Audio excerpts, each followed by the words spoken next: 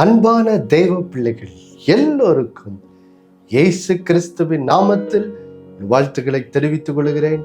பிதாவாகிய தேவனாலும் நம்முடைய கர்த்தராகிய இயேசு கிறிஸ்துவினாலும் உங்கள் எல்லோரோட வாழ்விலும் கிருபையும் சமாதானமும் உண்டாவதாக என்று சொல்லி உங்களை வாழ்த்துவதிலே மிகுந்த மகிழ்ச்சி அடைகிறேன்.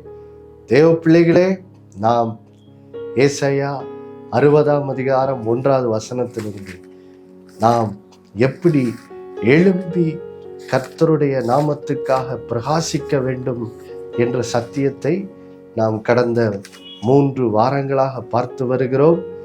இந்த வாரமும் நாம் அந்த சத்தியத்தை தொடரப் போகிறோம். ஏசாயா 60ஆம் அதிகாரம் 1வது வசனம். எழும்பி பிரகாசி, உன் ஒளி வந்தது, கர்த்தருடைய மகிமை உன்மேல் உதித்தது. தேவ பிள்ளைகளே, எங்கே இந்த வாக்குத்தத்த வார்த்தையிலே கர்த்தர் இந்த 2026ஆம் ஆண்டிற்கு நம்முடைய விசுவாச நேர தொலைக்காட்சி நிகழ்ச்சிக்கு தந்திருக்கிற இந்த வாக்குத்தத்த வார்த்தையிலே பாருங்க, ஒரு முக்கியமான சத்தியத்தை இந்த வசனம் சொல்லுகிறது. அது என்னது? உன் ஒளி வந்தது, கர்த்தருடைய மகிமை உன்மேல் உதித்தது அப்படின்னு சொல்லி பாருங்க. இயேசு கிறிஸ்து நம்முடைய இரட்சகராக, ஆண்டவராக நம்முடைய இருதயத்துக்குள்ளே வந்தபோது நமக்குள் ஏற்பட்ட ஒரு பெரிய ஆவிக்குரிய மாற்றத்தை குறித்து இங்க வேதம் என்ன செய்கிறது சொல்லுகிறது. இன்றைக்கு இதை குறித்து தான் நாம் என்ன செய்ய போகிறோம், பார்க்க போகிறோம். வாசிக்க கேட்கலாம். யோவான் சுவிசேஷ நிருபத்திலே 8ஆம் அதிகாரம், யோவான் 8ஆம் அதிகாரம், அதிலே 12வது வசனத்தை நாம் வாசிக்க கேட்கலாம். மறுபடியும் இயேசு ஜனங்களை நோக்கி, நான் உலகத்திற்கு ஒளியாயிருக்கிறேன். என்னை பின்பற்றுகிறவன் இருளிலே நடவாமல் ஜீவ ஒளியை அடைந்திருப்பான் என்றார்.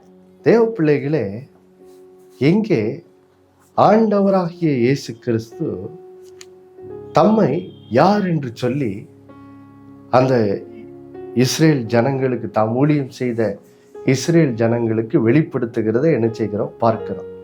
பாருங்கள் தேவ பிள்ளைகளே, இந்த யோவான் சுவிசேஷ நிருபத்திலே இயேசு கிறிஸ்து சொன்ன 7 நானே என்ற அந்த சத்தியத்தை இந்த யோவான் சுவிசேஷ நிருபத்திலே இந்த யோவான் அப்போஸ்தலன் மூலம் ஆவியானவர் என்ன செய்கிறார், வெளிப்படுத்துகிறார். இயேசு சொல்லுகிறார், நானே வழியும் சத்தியம் ஜீவனுமாய் இருக்கிறேன், நானே உயிர்த்தெழுதலும் ஜீவனுமாய் என்ன இருக்கிறேன். இப்படி இயேசு சொல்லுகிற 7 நானே அந்த சத்தியத்தை நாம் இங்கே யோவான்ல பார்க்கிறோம். அதிலே இயேசு ஏற்கனவே 6ஆம் அதிகாரத்திலே நானே ஜீவ அப்பம் என்ற சத்தியத்தை அவர் வெளிப்படுத்தினார். இங்கே யோவான் 8ஆம் அதிகாரத்திலே இயேசு கிறிஸ்து தம்மை குறித்த இன்னொரு சத்தியத்தை வெளிப்படுத்துகிறார். அது என்னது? இயேசு சொல்றாரு, நானே உலகத்திற்கு ஒளியா என்ன செய்கிறேன், இருக்கிறேன். நானே உலகத்துக்கு என்ன செய்கிறேன், ஒளியா இருக்கிறேன் என்ற சத்தியத்தை பாருங்க, தாம் ஊழியம் செய்த அந்த ஜனங்களுக்கு அதை வெளிப்படுத்துகிறார். பாருங்கள் தேவ பிள்ளைகளே, இயேசு இந்த சத்தியத்தை ஜனங்களோடு பேசும்போதெல்லாம் பார்த்தீங்கன்னா ஒரு அவருடைய சூழ்நிலையில நடக்கிற ஒரு காரியத்தை வைத்து தான் இந்த சத்தியத்தை என்ன செய்கிறார், வெளிப்படுத்துகிறார். எடுத்துக்காட்டிற்கு இயேசு நானே ஜீவ அப்பம் என்று சொல்லி ஜனங்களுக்கு தம்மை வெளிப்படுத்தின போது என்ன சூழ்நிலையில வெளிப்படுத்துகிறாரு பாருங்க. அங்கே இயேசு கிறிஸ்து 5000 பேருக்கு பாருங்க உணவளித்த 5 அப்பம் 2 மீனை கொண்டு 5000 பேருக்கு உணவளித்த அந்த அற்புதம் பாருங்க, இயேசு அங்கே ஜனங்களுக்கு செய்கிறாரு.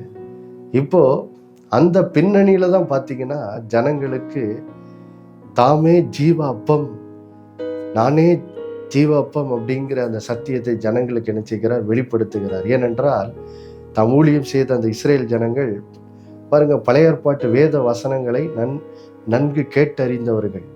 பாருங்க, அந்த 5000 பேருக்கு போஷித்த அந்த அந்த அற்புதத்தை இயேசு செய்தபோது அது எந்த சம்பவத்தை அவர்களுக்கு அங்கே ஞாபகப்படுத்தியது? வனாந்தரத்திலே மோசேயின் தலைமையில இஸ்ரேல் ஜனங்கள் வனாந்தரத்துக்கு எகிப்திலிருந்து விடுதலையாகி வனாந்தரத்துக்கு வந்தபோது கர்த்தர் அவர்களுக்கு வானத்திலிருந்து மன்னாவை என்ன செய்தார்? அருளினார் அல்லவா? இப்போ இயேசு பாருங்க, அந்த செய்த அற்புதத்தை வைத்து இப்போ ஜனங்களோடு பேசுறாரு. அந்த பழைய ஏற்பாட்டிலே மோசேயின் மூலமாக கர்த்தர் அருளின அந்த மன்னா, அந்த மன்னா வேற யாரும் இல்லை, அது நாதான். அது எனக்கு தான் அடையாளமா என்ன செய்கிறது இருக்கிறது? ஜீவாப்பம் நானே என்ற சத்தியத்தை ஜனங்களுக்கு என்ன செய்கிறார்? வெளிப்படுத்துகிறார். இப்போ எங்கே இந்த யோவான் 8 இது என்ன பின்னணியில நானே உலகத்திற்கு ஒளியா இருக்கிறேன் என்று சொல்லுகிற அந்த சத்தியத்தை இயேசு இங்க பேசுகிறாரு. இது எந்த சூழ்நிலையில பேசுகிறாரு பாருங்கள் தேவ பிள்ளைகளே. இந்த யோவான் 8ஆம் அதிகாரத்தில் இயேசு இந்த வசனத்தை பேசும்போது, அன்றைக்கு அந்த நாட்களிலே இஸ்ரேல் தேசத்திலே கூடார பண்டிகை என்ற ஒரு பண்டிகை என்ன செய்யப்பட்டது? கொண்டாடப்பட்ட நாட்கள். பார்த்தீர்கள் என்றால் இவர்களுடைய முன்னோர்கள் வனாந்தரத்திலே கூடாரத்திலே தங்கியிருந்ததை நினைவு கூறும்படி வருஷத்துக்கு ஒரு முறை அந்த கூடார பண்டிகை என்று சொல்லி ஜனங்கள் என்ன செய்தார்கள்? கொண்டாடினார்கள். அந்த நாட்களில் பார்த்தீங்கன்னா அந்த எருசலேம் தேவாலயத்தில் ரொம்ப உயரமான ஒரு 4 குத்து விளக்கு என்ன செய்யப்படும்?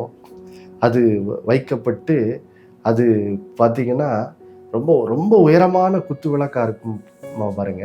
அதுல இருந்து எரிகிற அந்த விளக்கின் அந்த வெளிச்சம் பார்த்தீங்கன்னா, அந்த எருசலேம் தேவாலயம் வந்து ஒரு மலை மேல் இருந்தது.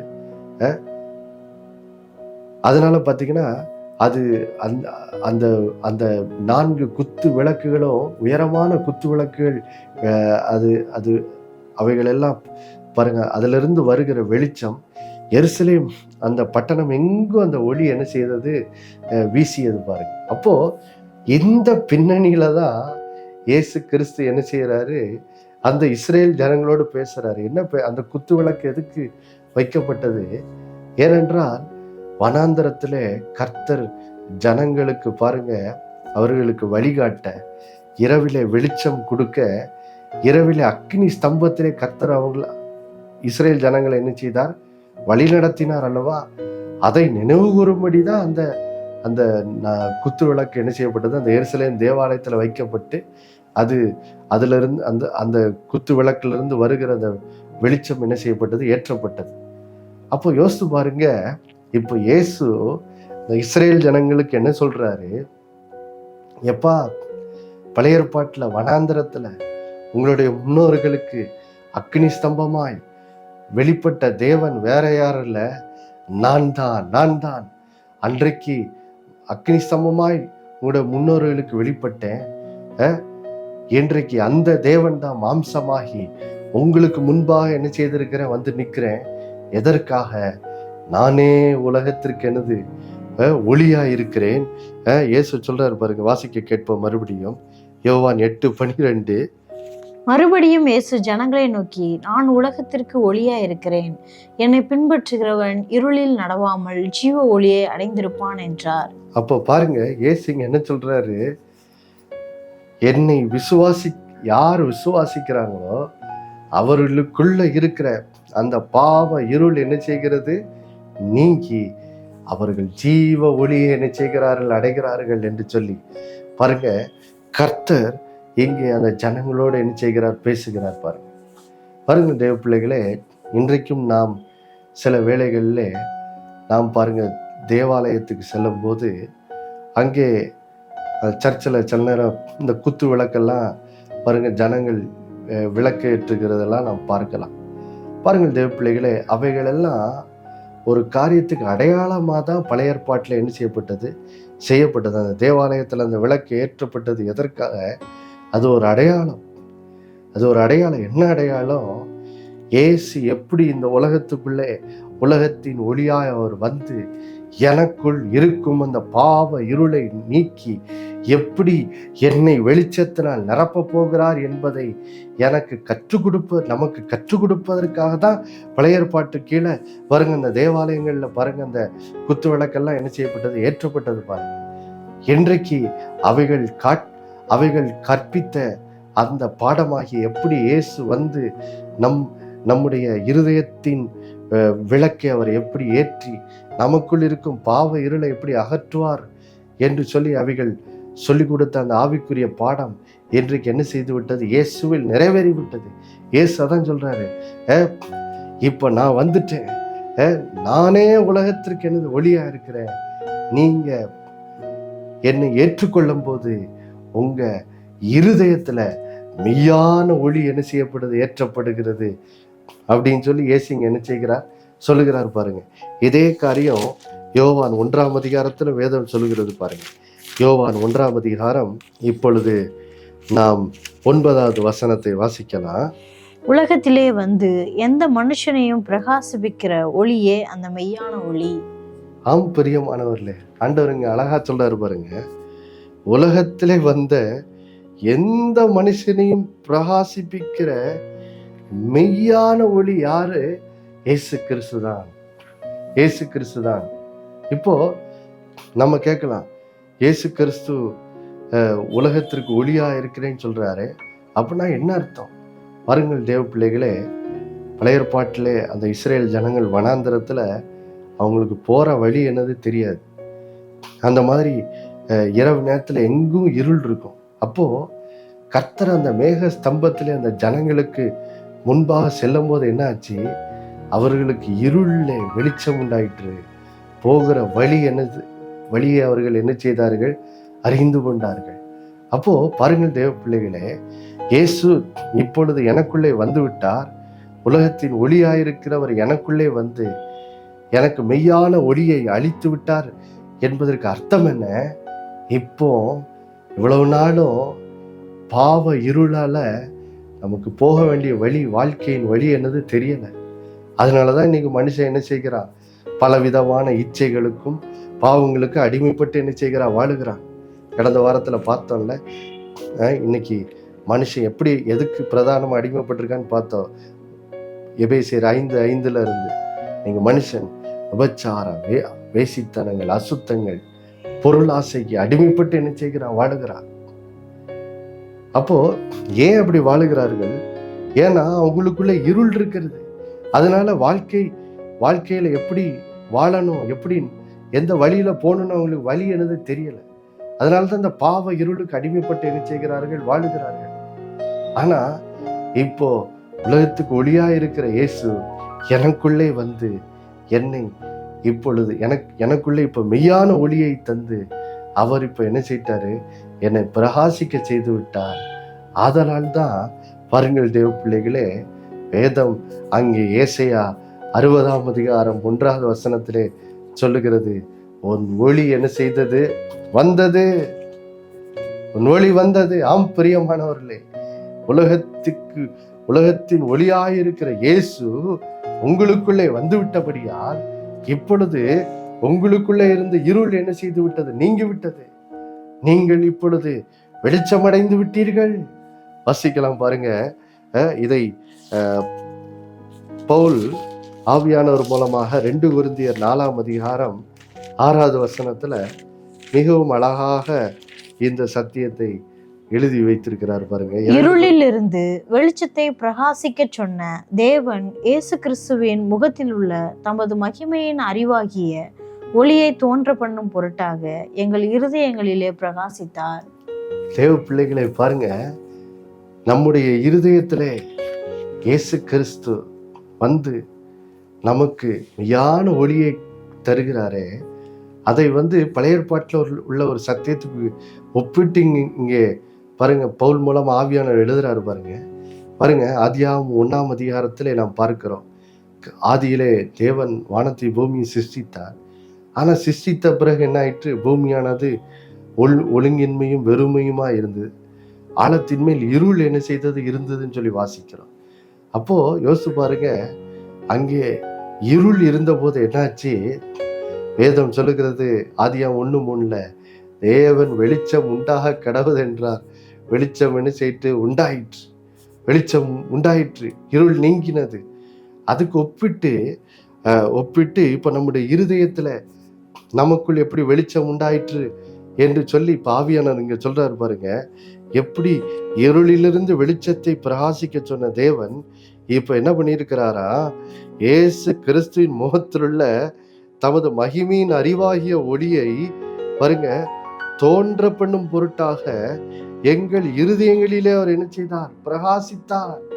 அப்போ யோசித்து பாருங்க, உலகத்தின் ஒளியாயிருக்கிற இயேசு நமக்குள்ளே நம்முடைய இருதயத்துக்குள்ள வரும்போது என்ன நடக்குது? தேவன் எப்படிப்பட்டவர் என்ற அந்த அறிவு பாருங்க, அது இயேசுவுக்குள் இருக்கிறது. இப்ப அந்த இயேசு எனக்குள்ள வருகிறபடியால் இப்போ தேவன் இன்னார் என்ற அறிவு என்னுடைய இருதயத்துல என்ன செய்யுது? உதிக்க ஆரம்பிக்குது, பிரகாசிக்க ஆரம்பிக்குது பாருங்க. பிரியமானவர்கள், இதனாலதான் வேதம் சொல்லுது உன் ஒளி வந்தது. என்றைக்கு இயேசுவை ஏற்றுக்கொண்டீங்களோ, உலகத்துக்கு ஒளியாயிருக்கிற இயேசு உங்களுக்குள்ளே வந்து விட்டபடியால் இப்பொழுது பாருங்கள் தேவ பிள்ளைகளே, நீங்கள் இனியும் பாவ இருளிலே இல்லை, நீங்க இப்போ வெளிச்சத்தின் பிள்ளைகளா இருக்கிறீங்க. இப்போ உங்களை உண்டாக்கிய தேவனை குறித்த அறிவு உங்களுக்குள்ளே இருக்கிறபடியால் உங்களுக்கு வாழ்க்கையில நடக்க வேண்டிய பாதை இன்னது என்பது உங்களுக்கு என்னது இப்போ தெரியும். ஏன்னா உங்களுக்குள்ளே உலகத்தின் ஒளியாகி இயேசு வந்து விட்டார். அவர் உங்களை இருதயமாகிய விளக்கேற்றி விட்டார் பாருங்க தேவ பிள்ளைகளே. ஆதலால் இப்போ நாம நடக்க வேண்டிய வழி இன்னதுன்னு தெரியாம நம்ம என்ன செய்ய வேண்டிய இருக்க வேண்டிய அவசியமே இல்லை. நம்மை வழி நடத்துவதற்காக தேவன் நமக்கு பரிசுத்த ஆவியானவரை அருளி இருக்கிறார்.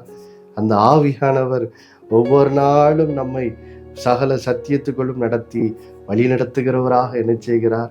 இருக்கிறார் பாருங்க தேவ பிள்ளைகளே. இப்படியாக பாருங்க, உன் ஒளி வந்தது. ஆண்டவர் சொல்றாரு பார்த்தீங்களா, ஏசாயா 61 இப்படியாக இயேசு கிறிஸ்து நம் இருதயத்துக்குள்ளே வந்து விட்டபடியால் நாம் இப்பொழுது ஒளியை பெற்றுவிட்டோம். கர்த்தருடைய மகிமை நம்மேல என்ன செய்து விட்டது? உதித்து விட்டது. ஆதலால் தான் கர்த்தர் இப்பொழுது நம்மை பார்த்து சொல்லுகிறார், எழும்பி என்னது பிரகாசி, எழும்பி பிரகாசி. உனக்குள் இருக்கும் கிறிஸ்துவின் வெளிச்சம் பிறர் காணும்படியாக அது என்ன செய், நீ நடந்து கொள் அப்படின்னு சொல்லி கர்த்தர் என்ன செய்கிறார்? நம்மோடு பேசுகிறார் பாருங்க. இதற்கு ஒரு நல்ல எடுத்துக்காட்டு அப்போஸ்தலனாகிய பவுலினுடைய வாழ்க்கை பாருங்க தேவ பிள்ளைகளே. இப்பொழுது நம்ம அப்போஸ்தலர் 9ஆம் அதிகாரத்துக்கு போவோம் பாருங்க. முதலாவது பார்த்தீங்கன்னா நம்ம அப்போஸ்தலர் 8ஆம் அதிகாரம் 1வது வசனத்தை வாசிக்க கேட்போம். அவனை கொலை செய்கிறதற்கு சவுலும் சம்மதித்திருந்தான். அக்காலத்திலே எருசலேமில் உள்ள சபைகளுக்கு மிகுந்த துன்பம் உண்டாயிற்று. அப்போஸ்தலர் தவிர மற்ற யாவரும் யூதேயா சமேரியா தேசங்களில் சிதறப்பட்டு போனார்கள். தேவ பிள்ளைகளே பாருங்க, சவுல் அதாவது அப்போஸ்தலனாகிய பவுலாக மாறுவதற்கு முன்னாடி சவுல் ஒரு பரிசேயனாக இருந்தார். யூத பரிசேயனாக, யூத மத போதகராக என்ன செய்தார்? இருந்தார். அந்த நாட்கள்ல பாருங்க, அவருக்குள்ளே ஒரு இருள் என்ன செய்தது? இருந்ததுனால என்ன ஆச்சு? அவர் ஆண்டவராகிய இயேசுவை ஏற்றுக்கொண்ட எல்லா தேவ ஜனங்களையும் என்ன செய்தாரு? பகைக்க ஆரம்பித்து பாருங்க, அவர் ஆண்டவராகிய இயேசுவை ஏற்றுக்கொண்டவங்களெல்லாம் என்ன செய்தாரு? துன்பப்படுத்த ஆரம்பித்தார் பாருங்க. துன்பப்படுத்துகிறவராக இவர் என்ன செய்தாரு? காணப்பட்டார். அதை தான் நீங்க என்ன செய்கிறோம்? வாசிக்கிறோம் பாருங்க. அக்காலத்துல எருசலேமில் உள்ள சபைக்கு மிகுந்த துன்பம் என்ன செய்து உண்டாயிற்று. இந்த துன்பம் உண்டாருக்கு ஒரு முக்கியமான காரணம் யாரு? சவுல் தான் பாருங்க. தொடர்ந்து இப்ப நம்ம 9ஆம் அதிகாரம் 1வது வசனத்தை வாசிக்கலாம்.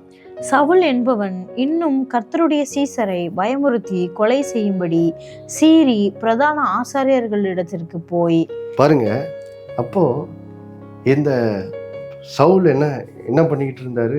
ரட்சிக்கப்படுறதுக்கு முன்னாடி அவர் மத வைராக்கியத்தினால் நிரம்பி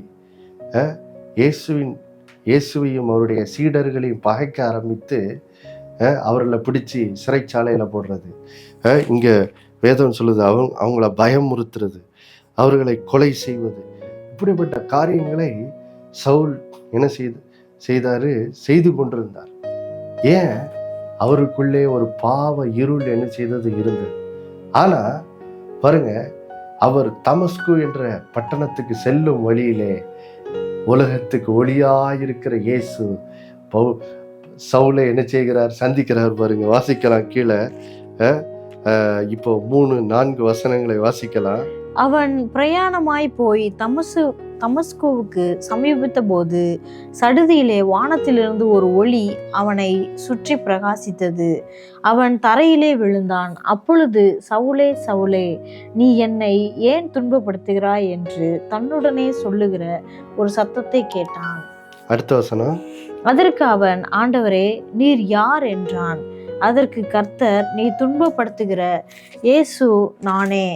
முள்ளில் உதைக்கிறது உனக்கு கடினமாம் என்றார். பாருங்கள் தேவ பிள்ளைகளே, இங்கே சவுல் தமஸ்கு, இன்றைய நாட்களில் சிரியா என்ற தேசம் இருக்குது, அதனுடைய தலைநகரமாகிய தமஸ்கு பட்டணம். அந்த பட்டணத்தில் உள்ள ஆண்டவருடைய சீஷர்களை எப்படியாவது துன்பப்படுத்தணும்னு சொல்லி பாருங்க சவுல் போறார். ஆனா போகிற வழியிலே உலகத்தின் ஒளியாயிருக்கிற இயேசு அவரை என்ன செய்கிறார்? சந்திக்கிறார். அவரோட ஒளி பாருங்க சவுல் மேலே என்ன செய்கிறது? பிரகாசிக்கிறது. பிரகாசித்த உடனே என்ன ஆச்சு பாருங்க, அந்த ஒளி பாருங்க சவுல் மேல் பிரகாசித்தவுடன் அவர் உடனே பாருங்க அவர் கர்த்தருக்கு எப்படி பதில் சொன்னார்? கர்த்தரோட ஒளி அவர் மேல் பிரகாசித்து கர்த்தர் அவரோட பேசுறாரு. சவுலே, சவுலே, நீ என்னை ஏன் துன்பப்படுத்துகிறா என்ற தன்னுடனே சொல்லுகிற ஒரு சத்தத்தை என்ன செய்யறாரு? சவுல் கேட்கிறார். கேட்ட உடனே சவுல் எப்படி பதில் சொல்றாரு பாருங்க. இவ்வளவு நாளும் அவர் பகைத்த இயேசுவை எப்படி கூப்பிடுறாரு? ஆண்டவரேன்னு நினைச்சிட்டாரு, கூப்பிட்டாரு பாருங்க. ஒரு நிமிடம் தான் பாருங்க, ஒரு நிமிடம் கர்த்தராகிய இயேசு கிறிஸ்துவாகிய உலகத்தின் ஒளியானவர் சவுல் மேல் அவரோட ஒளி வீசின உடனே பாருங்க, உடனே சவுலுக்குள்ள ஒரு மாற்றம் வந்துருச்சு. உடனே இயேசுவை ஆண்டவர்னு நினைச்சிட்டாரு, கூப்பிட்ட உடனே பாருங்க. இப்போ நம்ம தொடர்ந்து அப்போஸ்தலர் 9ஆம் அதிகாரம் இப்போ 18வது வசனத்தை வாசிக்கலாம். உடனே அவன் கண்களில் இருந்து மீன் செதில்கள் போன்றவைகள் விழுந்தது. அவன் பார்வை அடைந்து எழுந்திருந்து ஞானஸ்தானம் பெற்றான். பாருங்க, இத்தனை நாட்களா அவர் ஏன் இருள்ல இருந்தாரு? அவருடைய கண்களை ஒரு இருள், ஒரு பாருங்க, இங்க வசனம் அழகா சொல்லுது, ஒரு செதில்கள், மீன் செதில்கள் போன்ற ஒரு ஆவிக்குரிய இருள் அவருடைய ஆவிக்குரிய கண்களை என்ன செய்தது? மூடி கிடந்தது. ஆனா எப்போ பாருங்க அனனியா என்னும் கர்த்தருடைய சீசன் வந்து சவுலுக்கு ஜெபித்தாரோ, அப்போ பார்த்தீங்கன்னா அவருடைய கண்களிலிருந்து மீன் செதில்கள் போன்ற விழுந்து பார்வை அடைந்தது. சர்வப்பிரகாரமா அவர் பார்வை அடைந்தது மட்டும் இல்லை, அவர் ஆவிக்குரிய ரீதியில் என்ன செய்யறார்? பார்வை அடைகிறார். அவருடைய இருள் நீங்கி வெளிச்சம் அடைகிறார். வெளிச்சம் அடைஞ்ச உடனே பாருங்க அவர் ஞானஸ்நானம் பெற்று அவர் செய்த முதல் காரியம் என்ன? 20வது வசனத்தை வாசிக்கலாம். தாமதமின்றி கிறிஸ்து தேவனுடைய குமாரன் என்று ஆலயங்களிலே பிரசங்கித்தான். யோசித்து பாருங்க, இதுவரையிலும் சவுல் இயேசுவனுடைய சீஷர்கள் எங்கெல்லாம் இருக்காங்கன்னு தேடி போய் அவர்களை துன்பப்படுத்தி கொண்டிருந்தாரு. ஆனா இயேசு அவரை சந்தித்து அவருடைய இருளை நீக்கி அவரை வெளிச்சமடை செய்தவுடன் வேதம் எவ்வளவு அழகா சொல்லுது பாருங்க. தாமதமின்றி இப்ப என்ன பண்ண ஆரம்பிச்சிட்டாரா? எந்த இயேசுவை பகைத்து அவருடைய சீடர்களை துன்பப்படுத்தினாரோ, இப்போ அந்த இயேசுதான் இப்போ தேவனுடைய குமாரன், அவர்தான் உங்களை பாவத்திலிருந்து ரட்சிக்கிறவர்னு சொல்லி என்ன செய்ய ஆரம்பிச்சாரா? எல்லா ஆலயங்களிலும் என்ன செய்யிட்டாரு? பிரசங்கிக்க தொடங்கிட்டாரு. அல்லேலூயா! எவ்வளவு பெரிய வாழ்க்கை மாற்றம் பார்த்தீங்களா? அருங்கள் தேவ பிள்ளைகளே, வாழ்க்கையில ஒளி வந்தவுடன் எழும்பி என்ன செய்யிட்டார்? பிரகாசிக்க ஆரம்பிச்சிட்டார். எழும்பி கர்த்தருக்காக என்ன செய்யிட்டார்? பிரகாசிக்க ஆரம்பிச்சிட்டார் பாருங்க. அப்போ அருங்கள் தேவ பிள்ளைகளே, இன்றைக்கு நம்முடைய வாழ்க்கையிலையும் இதுதான் தேவைப்படுது. இன்னைக்கு ஏன் நாம் அநேக வேளைகள்ல கர்த்தருக்காக எழும்பி பிரகாசிக்க முடியல? ஏன்னா இன்னும் நம்முடைய மனக்கண்கள் திறக்கப்படாம சில இருள்ல நம்ம என்ன செய்கிறோம்? வாழுகிறோம். அதனாலதான் சில நேரங்கள்ல பாருங்க, நம்ம ஆண்டவருக்காக தான் வாழ்றோம்னு நினைச்சிட்டு, ஆனா பாத்தீங்கன்னா சில நேரத்துல நம்முடைய கிரியைகள் கர்த்தரை வேதனைப்படுத்துகிறதா என்ன செய்தது இருக்குது பாருங்க. பாருங்கள் தேவ பிள்ளைகளே, நீங்கள் கர்த்தருக்காய் எழும்பி பிரகாசிக்கணும்னா நாம் ஒளி அடைந்தால்தான் நாம் கர்த்தருக்காக என்ன செய்ய முடியும்? எழும்பி பிரகாசிக்க முடியும். நம்முடைய மனக்கண்கள் திறக்கப்படாத வரைக்கும் பாருங்க, நம்ம கர்த்தருக்காக என்ன செய்ய முடியும்? எழும்பி பிரகாசிக்க முடியாது பாருங்க. அதனாலதான் இன்னைக்கு ஆண்டவர் பாருங்க ஆண்டவர் சொல்றாரு, இயேசு கிறிஸ்துவாகிய உலகத்தின் ஒளியானவர் நம்முடைய இருதயத்துக்குள்ள வந்துட்டாரு. இப்போ அவர் தருகிற அந்த வெளிச்சத்திலே வாழ நீங்களும் நானும் இந்த வருஷம் பூரா ஒவ்வொரு நாளும் என்ன செய்யணும்? ஜெபிக்கிறது ரொம்ப ரொம்ப முக்கியம் பாருங்க தேவ பிள்ளைகள். அதனால்தான் ஆவியானவர் பவுல் மூலமாக நாம் ஒவ்வொரு நாளும் இந்த ஆவிக்குரிய வெளிச்சத்தை பெற்றுக்கொள்வதற்கு பாருங்க ஒரு ஜெபத்தை பாருங்க ஆவியானவர் பவுல் மூலமாக சபைக்கு என்ன செய்திருக்கிறாரு? எழுதி வைத்திருக்கிறார் பாருங்க. இந்த ஜெபத்தை நீங்க ஒவ்வொரு நாளும் உங்களுக்காகவும் உங்கள் குடும்பத்துக்காகவும் செய்வது ரொம்ப ரொம்ப முக்கியம் பாருங்க. வாசிக்க கேட்கலாமா? எபேசியர் 1ஆம் அதிகாரம் 17வது வசனம் மற்றும் 19வது வசனத்தின் பின்பகுதி மட்டும் நம்ம வாசிக்க கேட்கலாமா? ஞானத்தையும் தெளிவையும் அளிக்கிற ஆவியை உங்களுக்கு தந்தருள வேண்டும் என்று. இப்ப 19வது வசனத்தின் பின்பகுதி, அவர் உங்களுக்கு பிரகாசமுள்ள மனக்கண்களை கொடுக்க வேண்டும் என்று வேண்டிக் கொள்கிறேன். அப்போ பாருங்கள் தேவ பிள்ளைகளே, கர்த்தர் இன்னைக்கு உங்களோடு பேசுகிறாரு. அப்போ கர்த்தர் தருகிற இந்த ஒளியில நாம் ஒவ்வொரு நாளும் வாழ வேண்டும் என்றால் இந்த ஜபத்தை ஒவ்வொரு நாளும் பண்ணுங்க. எபேசியர் 1ஆம் அதிகாரம் 17, 19 வசனம் வரைக்கும் இருக்கிற இந்த ஜபத்தை பண்ணுங்க. ஆண்டவரே, உண்மை அறியும்படிக்கு எனக்கு ஒரு ஞானத்தையும் தெளிவு அளிக்கிற ஆவியை தாங்கப்பா, தந்து நீ அறியும்படியே நான் மனக்கண்ணில் பிரகாசமாக்குங்கன்னு ஜோமனம் போது பாருங்கள் தேவ பிள்ளைகளே, உங்கள் வாழ்விலும் இருக்கிற இருள் நீங்கி நீங்களும் வெளிச்சமடைந்து சவுல் எப்படி பவுலாக மாறி கர்த்தருக்காக எழும்பி பிரகாசித்தாரோ நீங்களும் அப்படி எழும்பி பிரகாசிப்பீர்கள். இந்த வார்த்தையின்படியே கர்த்தர் உங்கள் ஒவ்வொருத்தர் வாழ்விலும் செய்வாராக. ஜெபம் முடிச்சிடலாம். பரலோக தகப்பனே, இயேசு நாமத்தில் ஜெபிக்கிறோம். இந்த வார்த்தையின்படியே ஒவ்வொருத்தர் வாழ்விலும் இருக்கிற இருள் நீங்கி அவர்கள் வெளிச்சம் அடைந்து ஆண்டவரே அவர்கள் உமக்காக பவுலை போல எழும்பி பிரகாசிக்க ஆசீர்வதிங்க. இயேசுவின் மூலம் வேண்டிக்கொள்ள ஒரு நல்ல பிதாவே, ஆமென். மறுபடியும் அடுத்த வாரம் சந்திக்க நினைப்படுவார். இயேசுவே ஆண்டவர். ஒவ்வொரு நாளும் அவர் முன்னிலையில் விசுவாசித்து வாழுங்கள். ஆமென்.